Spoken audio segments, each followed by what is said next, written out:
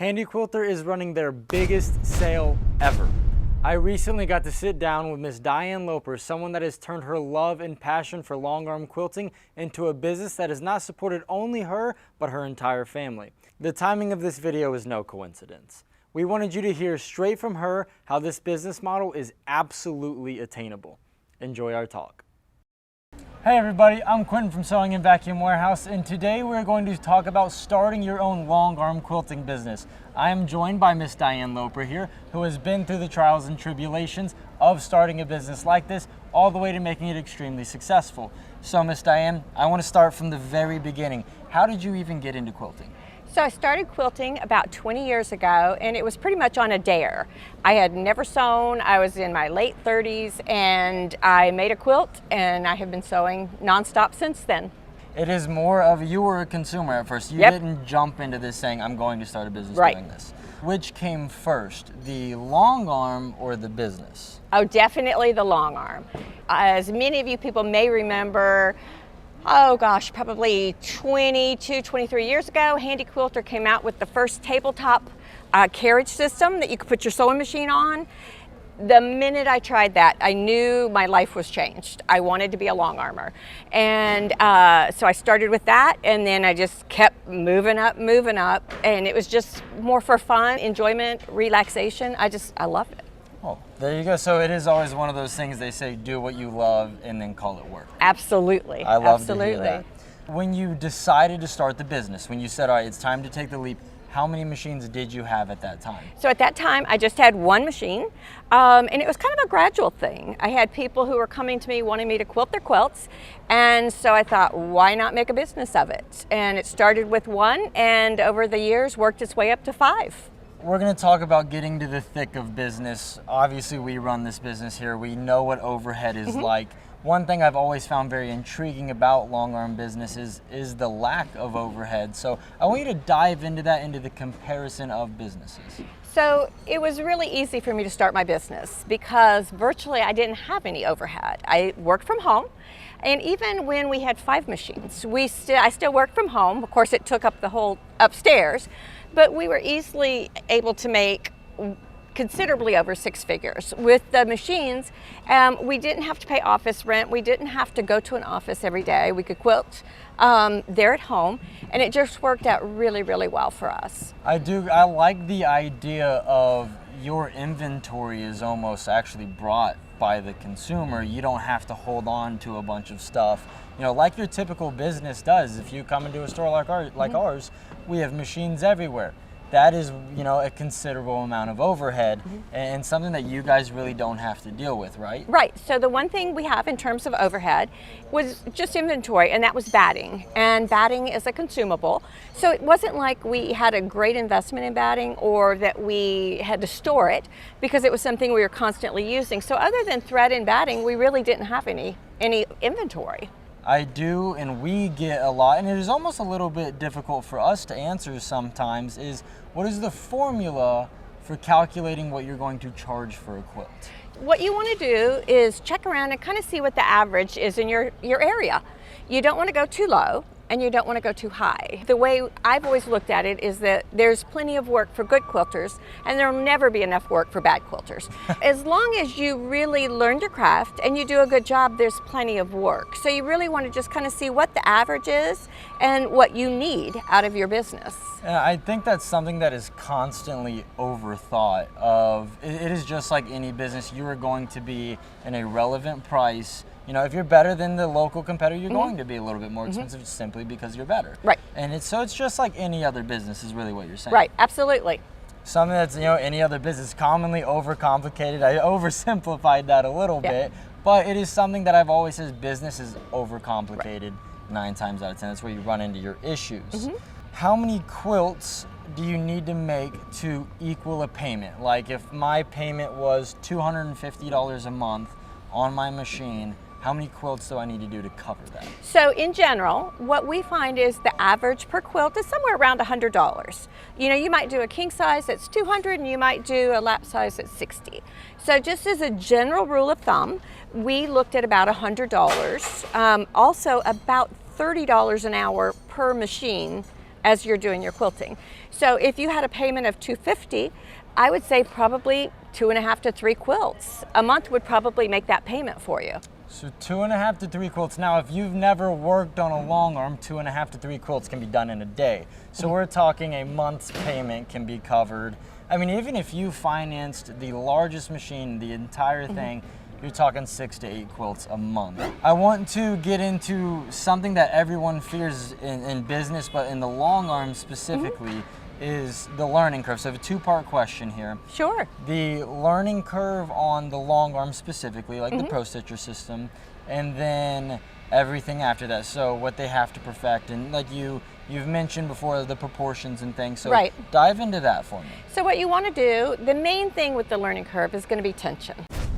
And tension is the one thing that scares most everybody. But with a great store like Sewing and Back Warehouse, they'll show you how to do your tension. You'll teach people when you set up their machine how they're going to do their tension. Then they just want to perfect it as they go. That's primarily the main learning curve. But you know, there are things like you want to learn how to load your quilt properly. You want to make sure it's loaded because that's the foundation, similar to the foundation of your house. If your foundation's not good, your quilt's not going to be good. So you want to make sure that you load it properly. You want to make sure that it's tensioned properly. And you want to make sure that your designs are proportionate to the size of the blocks of the quilt so that you're actually enhancing the quilt that a customer brings you. When you learn the Pro Stitcher system, once you learn it, you have it, correct? You got it. You got it. It's like riding a bike. So people are intimidated at first by it's a computer, but just remember, it's a computer. We all use computers every day in our life. It's a window-based system, so you have the same ribbons, you have the same tabs. So once you've got that down, and then there's always classes available, both in store and with our national educators. Yes, and like I do want to enhance that point one more time, is you always have us. You're never alone. So if you have any issues, it is a phone call away. One thing I hear about Handi Quilters a lot, or we get the question a lot, is will it handle what the giant machines, the $50,000 to $70,000 machines, will it handle that kind of stuff? Absolutely. And that's one thing I want to say. I choose Handi Quilter. I've chose Handi Quilter for 15 years. One of the reasons is it's very competitive with the pricing. Absolutely. And some people say, well, it's a home or a hobby machine. Not at all. It's an industrial machine. It doesn't have to be ugly to be industrial. It is a commercial machine. We use the same round needle that other commercial machines use. And the support on the back end is superior compared to several other brands that I've owned. I would absolutely agree with that. When we have customers come into the store, one of the biggest selling points is actually not us. It is the support that you get and the backing that you get from Handi Quilter themselves. Now, I'm going to speak a little bit to the industrial side of these things. I've been out to Handi Quilter's headquarters. I've done their servicing classes. These things are built like tanks. They are full metal insides. They run ball bearings. They use all the heavy-duty greases. So I love the saying of just because it's not ugly doesn't mean it's not industrial. Right, absolutely. And that's perfect with the Handi Quilter. You started as a hobby, right, and you turned it into a business. Did you switch your mindset, or did you go keep it the hobby style the whole way through? Nope, absolutely. When I decided I wanted a business, I came from a business background and I knew I had to run it as a business. And so it was actually bigger than myself. My husband is involved in the quilting, as well as my youngest daughter. We are very systematic with the way we run the business in terms of each machine has a job to do. And its job is to do 2 quilts a day, period. So every day, each machine in our lineup would do 2 quilts a day. Not only do you want to get your quilts done so that you can make money, you have customers that are waiting on you. Yeah. And that's what drives your business, ultimately, is that customer. You've mentioned in the past, or I've heard it in passing, correct me if I'm wrong, you didn't do business only for consumers. You actually did quilting for other businesses as well. Absolutely. Absolutely. And I highly recommend it. If you have the opportunity, you're running a quilting business, see if you can partner up with a store. So if you were my local store, I might come to you and say, hey, Quinton, how about we partner so that I can help you make money with your quilting? So it does two purposes there. It helps your customers get their quilts finished so that they can buy more fabric, more thread, things like that.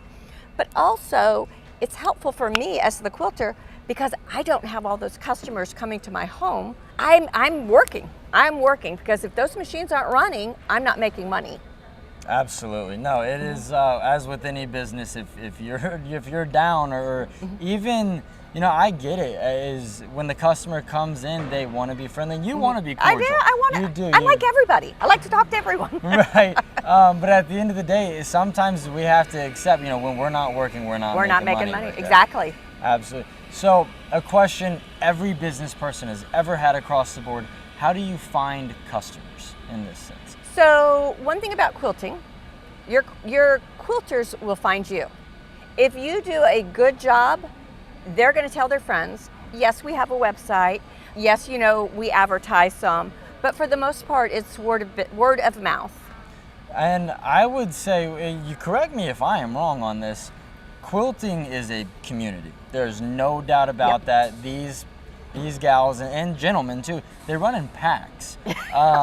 What would you say about hopping on like a Facebook group or a Facebook page? Absolutely. There's so many out there to encourage you.